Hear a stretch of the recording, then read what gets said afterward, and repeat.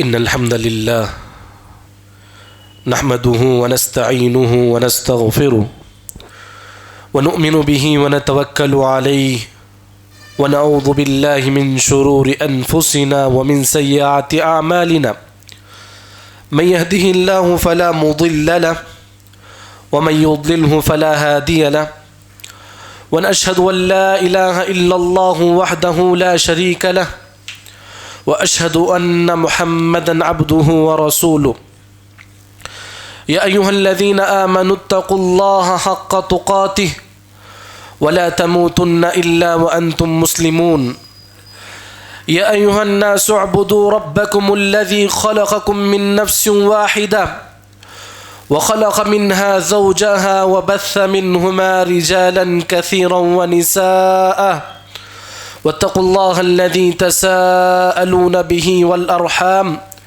إن الله كان عليكم رقيبا يا أيها الذين آمنوا اتقوا الله وقولوا قولا سديدا يصلح لكم أعمالكم ويغفر لكم ذنوبكم ومن يطع الله ورسوله فقد فاز فوزا عظيما أما بعد فإن خير الحديث كتاب الله وخير الهدي هدي محمد صلى الله عليه وسلم وشر الأمور محدثاتها وكل محدثة بدعة وكل بدعة ضلالة وكل ضلالة في النار فأعوذ بالله من الشيطان الرجيم من همزه ونفقه ونفسه بسم الله الرحمن الرحيم ولقد خلقنا الإنسان ونعلم ما توسوس به نفسه ونحن أقرب إليه من حبل الوريد إذ يتلقى المتلقيان عن اليمين وعن الشمال قعيد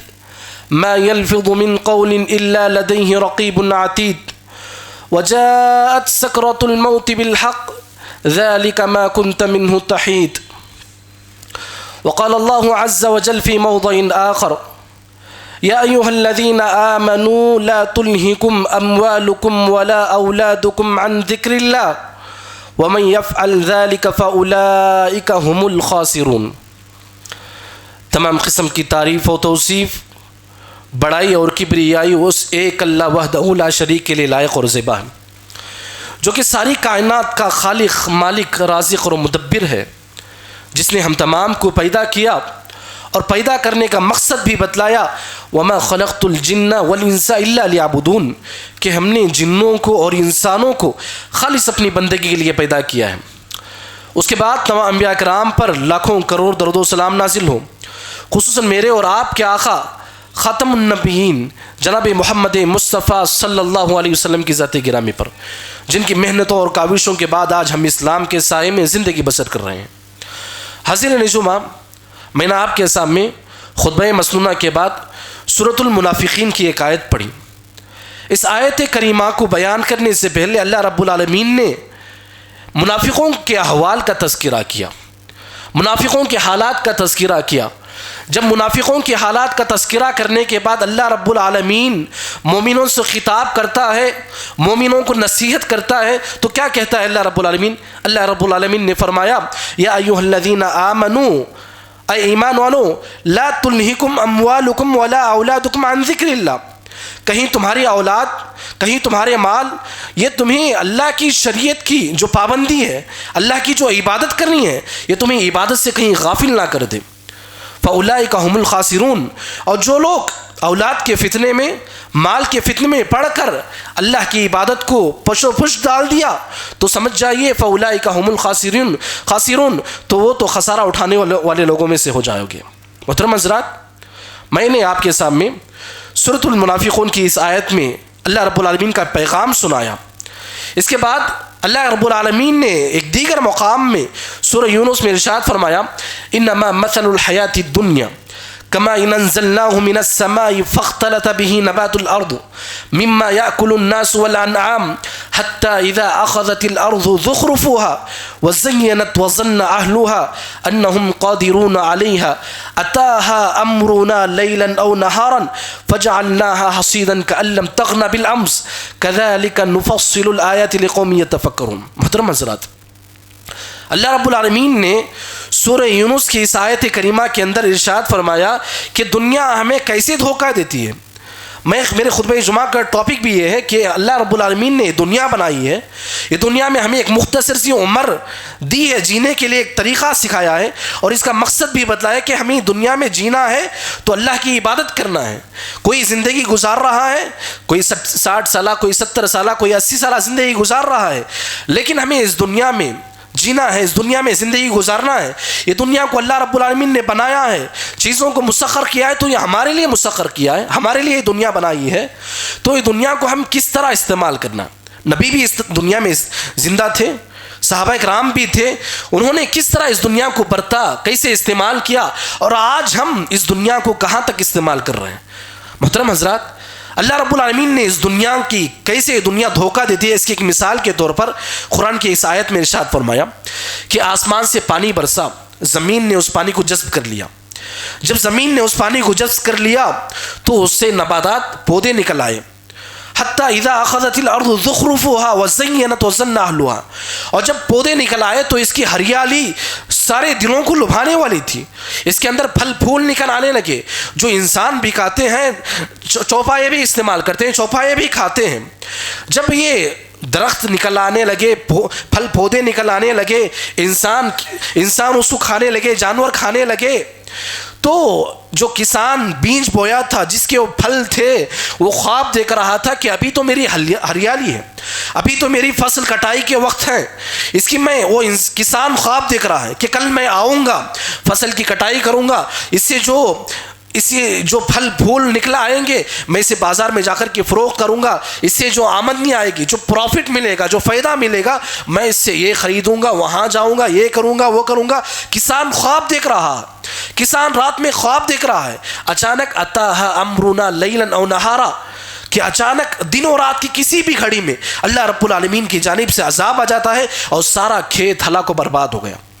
حتیٰ اذا اخذت الارض زخرفها وزینت وظن اہلها انہم قادرون علیہا اتاها امرنا لیلا او نہارا فجعلناها حصیدا کأن لم تغن بالامس۔ عذاب ایسا آیا، اللہ رب العالمین کی جانب سے عذاب ایسا آیا، اس خاص سالی ایسی آئی کہ سارا کھیت ہلاک و برباد ہو گیا۔ ایسے معلوم ہو رہا تھا کہ وہاں کل کھیت تھا ہی نہیں، وہاں کچھ ہریالی تھی ہی نہیں، وہاں پر کل کچھ پھل پھول نہیں تھے، ایسا نظر آنے لگا۔ محترم حضرات، اللہ رب العالمین نے دیگر کئی مقامات میں، اگر آپ قرآن مجید کا مطالعہ کریں گے تو معلوم ہوگا کئی مقامات میں اللہ رب العالمین نے سمجھایا ہے، نصیحتیں کی ہے کہ دنیا کو کس طرح استعمال کرنا ہے، کس طرح دنیا کو برتنا ہے۔ محترم حضرات، جس طرح یہاں پر ایک کسان کو، کس طرح کسان کے خواب چکنا چور ہوئے، اسی طرح یہ دنیا میں جو بھی انسان زندگی بسر کر رہے ہیں، انسان کو دنیا دھوکہ دیتی ہے۔ محترم حضرات، اللہ کے نبی صلی اللہ علیہ وسلم کے پاس بارہا وحی آئی، اللہ کے نبی صلی اللہ علیہ وسلم سے کہا گیا اگر آپ حکم دے تو ہم اس احد پہاڑ کو آپ کے لیے سونا بنا دیں گے، لیکن نبی نے نہیں کہا، نبی نے نہیں کہا۔ اللہ کے نبی صلی اللہ علیہ وسلم ایک مرتبہ مدینے کی مارکیٹ سے گزر رہے ہیں، آپ کے ساتھ آپ کے اصحاب بھی موجود ہیں۔ اللہ کے نبی صلی اللہ علیہ وسلم دیکھتے ہیں کہ ایک مری ہوئی بکری ہوئی، ایک مری ہوئی بکری پڑی ہے، اس کا کان پکڑ کے اٹھاتے ہیں اور صحابہ اکرام سے پوچھتے ہیں اے میرے صحابہ اکرام بتلاؤ کیا تم میں سے کوئی شخص ایسا ہے جو اس مری ہوئی کان کٹی ہوئی بکری کو 1 درہم میں خریدنا چاہے؟ صحابہ اکرام کہتے ہیں اے اللہ کے نبی صلی اللہ علیہ وسلم کیا مذاق کر رہے ہیں؟ ایک تو ایک مری ہوئی بکری ہے، اس کا تو کان کٹا ہوا عیبدار بکری ہے، آپ اس کو 1 درہم میں فروخت کر رہے ہیں، ہم تو اسے فری میں بھی خریدنے کے لیے تیار نہیں ہیں۔ اللہ کے نبی صلی اللہ علیہ وسلم نے فرمایا اے میرے صحابہ، یہ دنیا کی حقیقت، یہ دنیا کی حیثیت، اس دنیا کی ویلیو کیا ہے معلوم؟ یہ جو مری ہوئی عیبدار بکری ہے اس سے بھی گئی گزری دنیا کی حیثیت ہے یہ۔ لہٰذا اللہ کے نبی صلی اللہ علیہ وسلم نے 2 ہی الفاظ کے، متاع الغرور ہے، یہ جو دنیا ہے دھوکے کا سامان ہے، متاع الغرور ہے، اس کے ظاہری رنگ، اس کی ظاہری خوبصورتی کو دیکھ کر آپ کہیں اس دنیا میں ملوث نہ ہو جائے، اس دنیا کی محبت میں اندھے نہ ہو جائے۔ محترم حضرات، اللہ کے نبی صلی اللہ علیہ وسلم نے کئی احادیث ذکر کیے کہ دنیا ہمیں کیسے دھوکہ دیتی ہے، اس کے تعلق سے میں آپ کے سامنے چند ایک احادیث ذکر کروں گا۔ سب سے پہلی بات، اللہ کے نبی صلی اللہ علیہ وسلم نے فرمایا سمندر ہے، سمندر میں تم ایک انگلی ڈباؤ اور اسے باہر نکالاؤ، جو ایک قطرہ پانی انگلی میں آتا ہے، یہ کل دنیا ہے، پوری دنیا ہے یہ ایک قطرہ، اور یہ جو سارا سمندر ہے یہ کل آخرت ہے. والآخرۃ خیر وابقا، اگر باقی رہنے والی اگر کوئی زندگی ہے تو آخرت کی زندگی ہے، آخرت کی زندگی ہے. اللہ رب العالمین نے ہمیں اس دنیا میں بھیجا ہے تو آخرت کی تیاری کرنے کے لیے بھیجا ہے. اس دنیا میں جو آج ہم زندگی بسر کر رہے ہیں یہ ایک راستہ ہے جس پر میں اور آپ گزر رہے ہیں، ایک راستہ ہے. اسے مجھے اور آپ کو یہ منزل نہیں سمجھنا ہے. منزل ہماری ہے والآخرۃ خیر وابقا، جو باقی رہنے والی زندگی ہے، ہمیشہ باقی رہنے والی زندگی وہ آخرت میں ہے. یہ تو ایک راستہ ہے، جسے ایک منزل ہے جسے ہمیں پار کرنا ہے. محترم حضرات، اللہ کے نبی صلی اللہ علیہ وسلم نے فرمایا الدنیا سجن المؤمن والجنت کافر، دنیا مومن کے لیے قید خانہ ہے اور کافر کے لیے جنت. کیا مطلب ہے اس حدیث کا؟ چھوٹی سی حدیث ہے. الدنیا سجن المؤمن، دنیا مومن کے لیے قید خانہ ہے. کیا قید خانہ ہے؟ کیا مطلب ہے اس حدیث کا؟ اس کا مطلب واضح یہ ہے کہ کوئی انسان کوئی جرم کر کے قید خانے میں جاتا ہے یا کسی سبب قید خانے میں جیل میں بند ہے. جیل کے اندر جو انسان بند ہے، گرفتار ہے، کیا اسے ایئر کنڈیشن ملتی ہے؟ اسے اچھا لباس ملتا ہے؟ اسے اچھا بستر ملتا ہے؟ اسے اچھی غذا ملتی ہے؟ نہیں، ہرگز نہیں. اللہ کے نبی صلی اللہ علیہ وسلم نے یہی میسج دیا ہے کہ مجھے اور آپ کو دنیا میں زندگی گزارنا ہے تو ایک قیدی کی طرح زندگی گزارنا ہے. زیادہ عیش و عشرت کے سامان نہیں پالنا ہے. دنیا میں جینا ہے، جو ملا کھا لیے، جو ملا پہن لیے، ایسے ہی زندگی کو بسر کر دینا ہے. یہاں پر یہ ہمیشگی کا گھر نہیں ہے. محترم حضرات، اسی طریقے سے اللہ کے نبی صلی اللہ علیہ وسلم ایک مرتبہ اپنے گھر میں آرام کر رہے ہیں. عمر بن خطاب داخل ہوتے ہیں گھر کے اندر، دیکھتے ہیں اللہ کے نبی صلی اللہ علیہ وسلم لیٹے ہوئے ہیں. جیسے عمر بن خطاب کو دیکھتے ہیں اٹھ کر بیٹھ جاتے ہیں. جب اللہ کے نبی صلی اللہ علیہ وسلم کو عمر بن خطاب دیکھتے ہیں تو آپ کے گال پر حسیر کے نشان پڑے ہوئے ہیں. حضرت عمر بن خطاب زاروں خطار رونے لگتے ہیں. اللہ کے نبی صلی اللہ علیہ وسلم پوچھتے ہیں اے عمر کیوں رو رہے ہو؟ کس بات نے تمہیں اتنا رلا رہے ہو؟ کون سی ایسی بات ہے جو تمہیں اتنا زاروں خطار رلا رہی ہے؟ عمر بن خطاب کہتے ہیں اے اللہ کے نبی صلی اللہ علیہ وسلم میں کیوں نہ رہوں، میں کیوں نہ رہا ہوں؟ ادھر ظالم حکمران قیصر و کسریٰ میں زندگی بسر کر رہے ہیں، اتنی عیش و عشرت کی زندگی بسر کر رہے ہیں. وہ تو کافر ہیں، مشرک ہیں، وہ اللہ کے دشمن ہیں، لیکن ان کے پاس دنیا کی ساری عیش و عشرت کی آسائشیں موجود ہیں. آپ نبیوں کے سردار ہوتے ہوئے آپ کے پاس سونے کے لیے ایک تکیہ بھی میسر نہیں ہے. اللہ کے نبی صلی اللہ علیہ وسلم کہتے ہیں مانی ولی دنیا یا عمر، اے عمر مجھے دنیا سے کیا لینا دینا؟ میں تو دنیا میں ایک مسافر کی طرح آیا ہوں، راستے میں سفر کر رہا ہوں، کہیں تھکان محسوس ہوئی، کسی درخت کے نیچے آرام پڑاؤ ڈالا، کچھ دیر آرام کر لیا، پھر اپنی سفر میں رواں دوا ہو گیا. یہی تو زندگی ہے. محترم حضرات، اللہ کے نبی صلی اللہ علیہ وسلم نے کیسے زندگی بسر کیا. مجھے اور آپ کو سبق لینا ہے کہ کس طرح ہم اس دنیا کو استعمال کرنا ہے. میں آپ کے سامنے چند اور احادیث رکھوں گا کہ ہمارے نبی نے کس طرح زندگی بسر کیا اور ہمارے صحابہ کرام نے اس دنیا کو کہاں تک برتا، اس دنیا کی محبت کو کہاں تک استعمال کیا.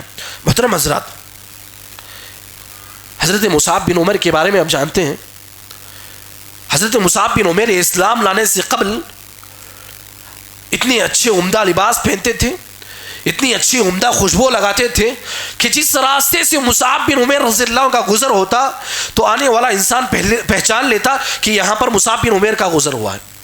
لیکن جب یہ اسلام لا لیتے ہیں، اسلام قبول کرنے کے بعد جب ان کی زندگی اسلام میں گزری، جب ان کی وفات شہید ہوئے جنگ احد کے میدان میں، جب ان کو دفنانے کے لیے میدان میں لے کر گئے، خبر میں اتارنے کے لیے جب ان کو کفن پہنایا گیا، جب ان کا سر ڈھانپا جاتا تو ان کے پیر کھلے رہتے. یہ ہے مصعب بن عمر جن کی زندگی اسلام لانے سے قبل اتنی اچھی زندگی تھی، لیکن اسلام لانے کے بعد جب انہوں نے ان کی قربانیاں کتنی تھی. یہ جب اسلام سے رخصت ہو کر، اسلام کو چھوڑ کر، اسلام اب اس دنیا سے رخصت ہو کر آخری مرحلے میں ہے، ابھی موت کے مرحلے میں. جب ان کو موت نے آہ لے لی تو ان کے سارا جسم کا جو لباس تھا، سر ڈھانپ رہے ہیں تو پیر کھلا، پیر ڈھانپ رہے ہیں تو سر کھلا. محترم حضرات، ایک مرتبہ حضرت ضحاک بن سفیان رضی اللہ تعالیٰ عنہ راستے میں جا رہے ہیں. اللہ کے نبی نے آواز دی ضحاک ادھر آؤ. ضحاک بن سفیان اللہ کے نبی کی خدمت میں آئے. پوچھا اللہ کے نبی صلی اللہ علیہ وسلم نے ما طعامک یا ضحاک، اے ضحاک بن سفیان تم کیا کھاتے ہو کیا پیتے ہو؟ ضحاک بن سفیان نے کہا شربت اللبن اکلت اللحم، میں دودھ پیتا ہوں اور گوشت کھاتا ہوں، گوشت کھاتا ہوں اور دودھ پیتا ہوں۔ نبی نے پھر سوال کیا اے ضحاک بن سفیان جو تم گوشت کھاتے ہو اور دودھ پیتے ہو ماذا یصیر الیک، یہ کھانے کے بعد کیا بنتا ہے؟ اللہ کے نبی صلی اللہ علیہ وسلم سے فرمایا اے اللہ کے نبی صلی اللہ علیہ وسلم قد علمت، آپ بھی تو جانتے ہیں کہ انسان جو کچھ بھی کھاتا ہے وہ انسان کا فضلہ بنتا ہے، گندگی بنتی ہے۔ اللہ کے نبی صلی اللہ علیہ وسلم نے فرمایا اے ضحاک جو تم نے ابھی کہا کہ انسان جو بھی کھاتا ہے وہ گندگی بنتی ہے، لہٰذا سنو یہ دنیا کی حیثیت اللہ کے نزدیک جو انسان کی گندگی ہے، جو فضلہ ہے، اس سے بھی کئی گزری ہے۔ اللہ اکبر۔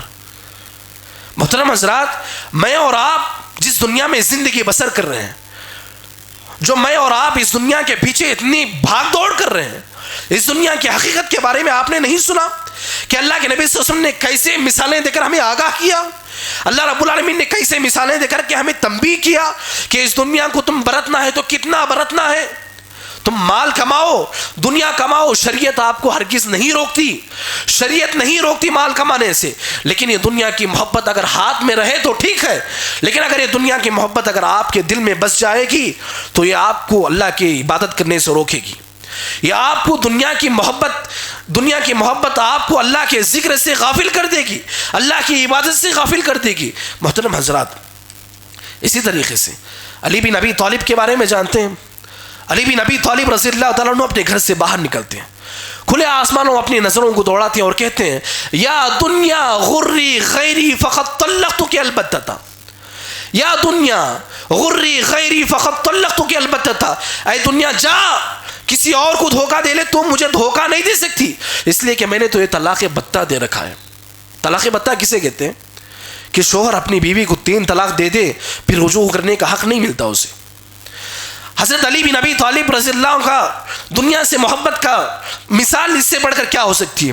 دنیا سے مخاطب ہو کر کہتے ہیں میں نے تو مجھے دھوکہ دینے والی ہے، میں جانتا ہوں، لہٰذا میں تیری گرفت میں نہیں آنے والا ہوں، جا تو کسی اور کو دھوکہ دے لے۔ محترم حضرات، لہٰذا مجھے اور آپ کو کس کی طرز زندگی پر، مجھے اور آپ کو کس طرح زندگی گزارنا ہے؟ نبی صلی اللہ علیہ وسلم کو آئیڈیل مانتے ہوئے، صحابہ اکرام کو فالو کرتے ہوئے کہ کس طرح ہمارے صحابہ اکرام نے، کس طرح ہمارے نبی صلی اللہ علیہ وسلم نے زندگی بسر کیا اور کس طرح ہمیں کرنے کا حکم دیا، اسی طرح مجھے اور آپ کو اس دنیا کو برتنا ہے۔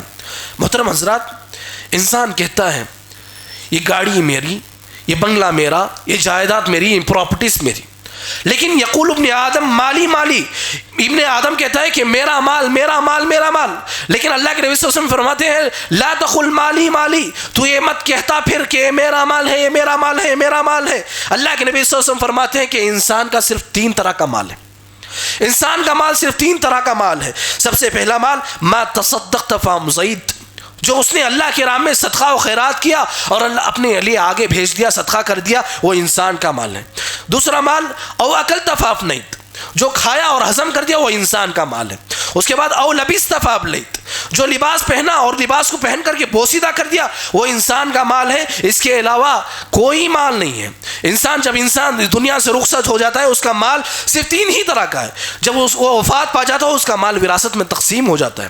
لہٰذا مجھے اور آپ کو جو آج ہم صبح سے لے کر شام تک دن بھر مال حاصل کرنے کے پیچھے بھاگ دوڑ کرتے ہیں، لہٰذا میں نے جو آپ کے سامنے حدیث ذکر کی، میں سمجھتا ہوں کہ اس حدیث کو ذکر کرنے کے بعد آپ کے دلوں کے اندر جو دنیا کی محبت کی، جو دنیا کی ہرس ہے، اس ہرس میں تھوڑی بہت کمی آئی ہوگی، ایمان میں تھوڑا بہت اضافہ آیا ہوگا کہ دنیا کو ہمیں کمانا ہے تو کس طرح کمانا، کتنا کمانا ہے۔ محترم حضرات، اسی طریقے سے میں نے جو آپ کے سامنے حدیث ذکر کی، اس حدیث کو آپ اپنی زندگی میں ہمیشہ یاد رکھو۔ یہ جو حدیث ذکر کی، اس حدیث کو شیخ امام البانی رحمۃ اللہ علیہ نے صحیح قرار دیا، حسن حدیث ہے، لہٰذا اس حدیث کو فالو کرو، اس حدیث کو یاد رکھو اپنی زندگیوں میں، اپنی ہر زندگی میں ہر دن اس حدیث کو یاد رکھو کہ مجھے مال کمانا ہے تو میری زندگی میں میرا اللہ رب العالمین نے جتنا رزق لکھا ہے مجھے مل کر ہی رہے گا، جتنا رزق میری زندگی میں ہے، میرے آج کے دن میں ہے، اللہ رب العالمین مجھے دے گا. میں چاہے جتنی بھی بھاگ دوڑ کر لوں، میرے تقدیر میں جتنا رزق اللہ رب العالمین نے لکھا ہے اتنا ہی ملے گا. آپ جتنی بھی بھاگ دوڑ کر لو. محترم حضرات، ہم لوگ عقل مند کسے سمجھتے ہیں؟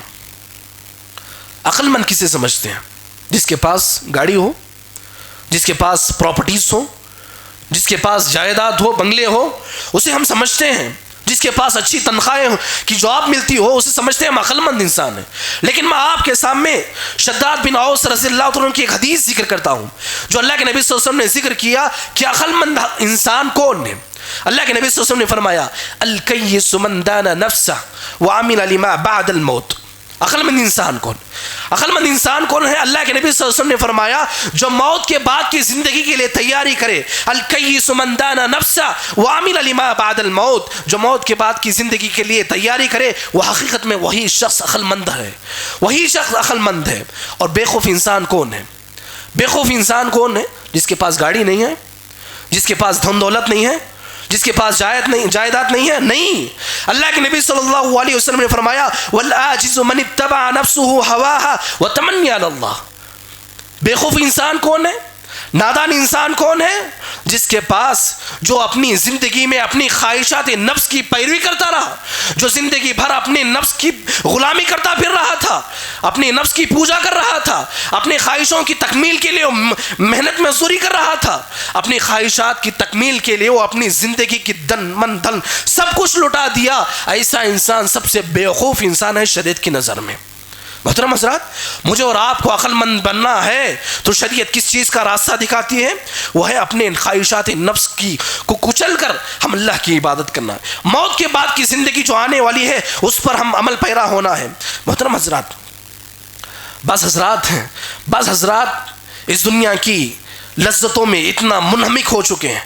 میں آپ کے سامنے ایک حدیث ذکر کروں گا جو ہمارے نبی، پیارے نبی صلی اللہ علیہ وسلم نے جب اپنے وقت میں کہا تھا یوشک الامم ان تدع علیکم کما تدع العقلۃ الی قصتها، کہ قیامت کے قریب ایک وقت ایسا آئے گا کہ دشمنان اسلام مسلمانوں پر ٹوٹ پڑیں گے. اور مسلمان اس وقت کس طرح ٹوٹ پڑیں گے؟ اللہ کے نبی صلی اللہ علیہ وسلم نے ذکر کیا، مسند احمد کی حدیث ہے جس کے راوی حدیث حضرت ثوبان رضی اللہ تعالیٰ عنہ ہے. یوشک الامم ان تدع علیکم کما تدع العقلۃ الی قصتها، جس طرح بھوکے دسترخوان پر ٹوٹ پڑتے ہیں اس طرح ٹوٹ پڑیں گے. امن قلت یومئذ، صحابہ کرام نے فوراً سوال کیا اے اللہ کے نبی صلی اللہ علیہ وسلم کیا اس وقت مسلمانوں کی تعداد کم ہوگی؟ اللہ کے نبی صلی اللہ علیہ وسلم نے فرمایا لا بل انتم یومئذ کثیر، بلکہ مسلمانوں کی تعداد اس وقت بہت زیادہ ہوگی. وَلَكِنَّكُمْ غُثَاءٌ كَغُثَاءِ السَّيْلِ وَلِيَنزِعَنَّ اللَّهُ فِي قُلُوبِكُمُ الْوَهْنَ. اللہ کے نبی صلی اللہ علیہ وسلم نے فرمایا اس وقت مسلمانوں کی تعداد تو بہت زیادہ ہوگی لیکن ان کے دلوں میں وہن داخل ہو چکا ہوگا. صحابہ کرام نے پھر سوال کیا اے اللہ کے نبی صلی اللہ علیہ وسلم یہ وہن کیا چیز ہے؟ اللہ کے نبی صلی اللہ علیہ وسلم نے فرمایا الوہن حب الدنیا وکراہیت الموت.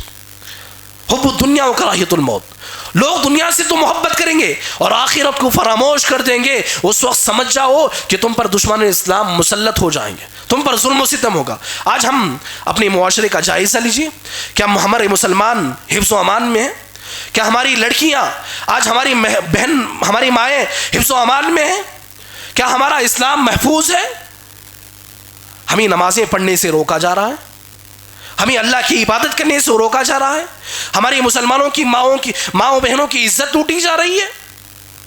لہذا اس کا ایک ہی حل ہے کہ ہم اللہ کو فالو کریں، ہم شریعت کو فالو کرتے ہوئے اللہ تک پہنچائیں، اللہ کی عبادت کریں. کہ توحید کسے کہتے ہیں؟ ہم مسلمان ہیں، ہم جانتے ہیں ہمارا گھرانہ مسلمانوں میں، ہم مسلمان گھرانے میں پیدا ہوئے، لیکن ہمیں معلوم نہیں توحید کسے کہتے ہیں، لیکن ہمیں معلوم نہیں شرک کسے کہتے ہیں. لیکن میں کہتا ہوں کہ میں مسلمان ہوں، مسلمان گھرانوں سے میرا تعلق ہے. آج میں یہاں پر بیٹھے ہوئے کسی بھی انسان سے اٹھا کر پوچھ دوں کہ توحید کسے کہتے ہیں، اسلام کے کیا ارکان ہیں، نہیں بتا پائے گا.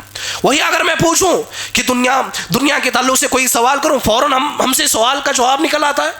یہ ہم سے دنیا کی محبت ہے، دنیا کی محبت میں ہم اتنے اندھے ہو چکے ہیں۔ محترم حضرات، میں اس خطبہ جمعہ کے اندر اس ممبر سے ایک بھی پیغام دیتا ہوں جو حضرت عمر بن خطاب نے کہا، حاسبوا انفسکم قبل ان تحاسبوا، حاسبوا انفسکم قبل ان تحاسبوا، اپنے نفسوں کا محاسبہ کرو قبل اس سے کہ تمہارا محاسبہ کیا جائے۔ محترم حضرات، رات میں جب سونے کے لیے بستر پر جاؤ تو سونے سے پہلے اپنے دن بھر کا جائزہ لے لیا کرو کہ میں نے دن بھر میں کتنے گناہ کیا، کتنے گناہ کیا۔ اپنے گناہوں کی ندامت کرو، ندامت کا اظہار کرو، اللہ کے سامنے توبہ استغفار کرو، نیکیوں کے نہ گنو، نیکیوں کا حساب و کتاب اللہ رب العالمین رکھ لے گا۔ آپ کو جاننا ہے تو اپنے آج کے دن میں نے کتنے گناہ کیے، اللہ رب العالمین سے فوراً توبہ استغفار کیجیے۔ یہ دنیا کی محبت یہ ہمیشہ کی محبت نہیں ہے، یہ دنیا ہمیشہ باقی رہنے والی جگہ نہیں ہے۔ باقی رہنے والی اگر کوئی جگہ ہے تو آخرت کی زندگی ہے۔ محترم حضرات، جس طرح میں نے آپ کے سامنے ذکر کیا کہ ہمارے نبی صلی اللہ علیہ وسلم نے کس طرح اس دنیا کو برتا، اور اللہ رب العالمین کے سامنے یہ دنیا کی حیثیت کیا ہے معلوم؟ کہ دنیا اپنے زمین میں جتنے سارے خزانے، ساری دنیا میں جتنے بھی خزانے ہیں اللہ کے سامنے رکھ دیا جائے تو اللہ کے سامنے یہ دنیا کی حیثیت ایک مچھر کے پر کے برابر بھی نہیں ہے، مچھر کے پر کے برابر بھی نہیں ہے۔ لہٰذا مجھے اور آپ کو اس دنیا میں زندگی بسر کرنا ہے تو یہ ایک اللہ کی اطاعت و فرما برداری کرتے ہوئے اللہ کے نبی صلی اللہ علیہ وسلم نے جو حکم ہمیں دیا ہے، جس طرح نبی صلی اللہ علیہ وسلم نے زندگی بسر کرنے کا سلیقہ ہمیں سکھایا ہے، ہر چیز کا ہمیں اللہ کے نبی صلی اللہ علیہ وسلم نے حکم دیا ہے، کس طرح ہمیں اس دنیا میں زندگی کرنا ہے، گزارنا ہے، اسے ہم شریعت کی نظر میں شریعت کو فالو کرتے ہوئے ہمیں زندگی گزار کرنا ہے۔ دعا کرتا ہوں اللہ رب العالمین سے، اللہ تعالیٰ سب سے پہلے مجھے بولنے والے کو، آپ تمام سننے والے کو ان احادیث پر عمل کرنے والا بنائے۔ دعا اللہ رب العالمین سے اللہ تعالیٰ ہم تمام کو ہر وہ کام کرنے کی توفیق دے جس سے اللہ راضی ہو اور ہمیں جنت نصیب ہو۔ دعا اللہ رب العالمین سے اللہ تعالیٰ ہم تمام کو جب تک اس دنیا میں زندہ رکھے ایمان پر، صحیح اسلام، صحیح عقیدے اور صحیح منہج پر زندہ رکھے، اور جب ہمارا خاتمہ تو خاتمہ بالخیر ہو۔ دعا اللہ رب العالمین سے ہمیں سے جو بیمار ہیں اللہ ان کو شفاء کامل عاجل عطا فرمائے، جو پریشان حال ہیں اللہ ان کی پریشانی کو دور فرمائے، جو بے روزگار ہیں اللہ ان کی روزی کے راستے مہیا فرمائے، جو بے اولاد ہیں اللہ ان کو اولاد کی نعمت سے نوازے، جو ہم سے پہلے اس دنیا سے رخصت ہو چکے ہیں اللہ تعالیٰ ان کی خبروں کو نور سے منور فرما دے اور ان کو جنت الفردوس میں جگہ نصیب فرمائے۔ دعا اللہ رب العالمین سے اللہ تعالیٰ جب ہم تمام کو اس دنیا سے رخصت کر لے تو ہماری زبان پر کلمہ طیبہ نصیب ہو، کلمہ توحید نصیب ہو۔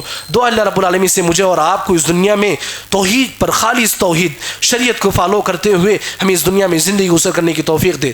دعا اللہ رب العالمین سے اللہ تعالیٰ مجھے اور آپ کو نبی صلی اللہ علیہ وسلم نے کس طرح اس دنیا میں زندگی بسر کیا، توحید پر جس طرح پیغام پہنچایا کہ توحید پر ہمیں جینا ہے، ہماری موت ہو توحید پر ہو۔ دعا کرتا ہوں اللہ رب العالمین سے جب بھی ہمارا خاتمہ ہو تو توحید پر ہو۔ اقول قولی ھذا استغفر اللہ لی ولکم وسائر المسلمین فاستغفروہ انہ هو الغفور الرحیم۔